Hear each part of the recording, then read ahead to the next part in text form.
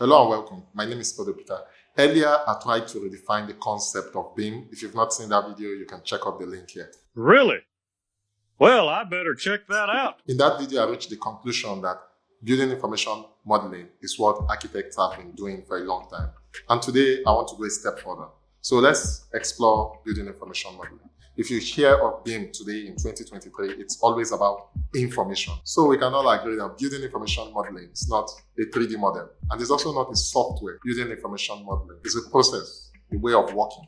How do architects communicate? How have architects always worked? When we take a brief, we come up with drawings. Those drawings are in 2-dimension and 3-dimension. They're on paper. And we hand over these drawings to other professionals that make their inputs and then return the drawings as a full set that we use to construct the buildings. We've been doing this for hundreds of years and it has been wonderful. The inherent challenge in this kind of work when it comes to collaborating with other professionals before the advent of personal computer was real-time collaboration or communication. So with the advancement in technology we faced at the end of the 20th century and at the beginning of the 21st century, the software developers and these amazing people created this wonderful software environment where we could work with our computers, draw building, and then extract them in 3 dimensions. And this work process enabled us, architects, to minimize our errors during design and also to communicate faster by sharing these files with other professionals. And this is the birth of the terminology building information model. The definition BIM or the terminology BIM did not originate from architects themselves, but from these wonderful software developers and trying to describe the product they have given to architects. And now, this is where it even gets more complex. Buckle up, gentlemen. So when BIM started off, it looks like it was a model, but we all knew that the propensity or the capacity of the model to do much more than just being a model was there. And so BIM started to be marketed first as a modeling software, then with more and more understanding as a working process. And this is where we are today.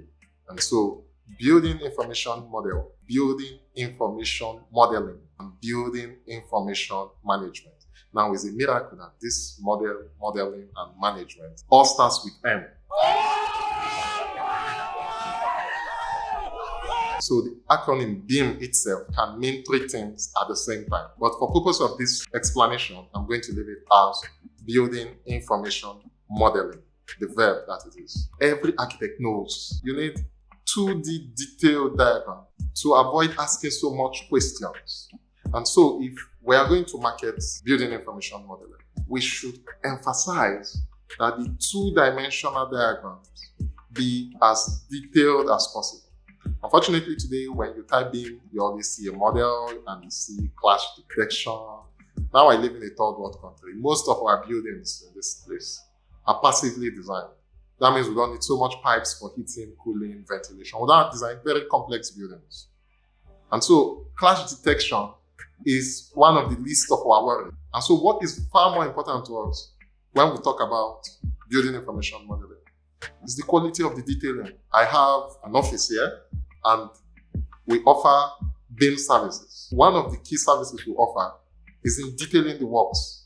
The problem wasn't the fault of the tools the architects were using before them. The problem has always been people not paying attention to details and lack of design philosophy or care or attention in the workplace. The work processes have not been streamlined to ensure that in producing works, mistakes are reduced. So it doesn't matter the tool you use. You could be using the best tool, but if you don't work in the environment that encourages detailing, open communication, explanation, tutoring, you can't go anywhere. So in conclusion, BIM is not a tool nor a software. It is a process centered upon truthful and open communication. And although we lay a lot of emphasis on the model as it is, the model is of 2 phases. It has a 3D part and it has a 2-dimensional aspect. And we must work on both religiously and truthfully at the same time. Thanks for listening. I hope I made some sense. Like, share, subscribe. Peace.